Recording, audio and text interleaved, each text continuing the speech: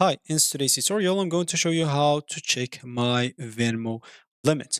So to check your Venmo limits, simply as example, I'm just going to keep that in here and hit the enter button on any browser. So how to check your Venmo limit? Normally, you don't have basically to check it inside the app or inside like your profile specifically. You can just see Venmo.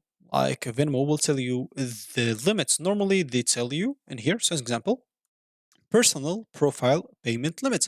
Verify your identity for higher limits, of course. So if you have not completed identity verification for personal profile, you will have a weekly spending limit of basically $300.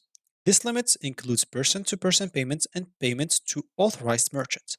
You can verify your identity in the Venmo app using the steps. You can go to Me, Settings, and click on Identity Verification. So basically, you can go to Me, then click on the gear icon at the top right corner, and simply, of course, click on Identity Verification and provide all the information that they ask you. And if you have completed identity verification, it is possible to send up to 60,000 per week on Venmo. And you can also spend a combined of 7,000 a week on purchases, including using a QR code, using Venmo checkout online, and using Venmo on another apps.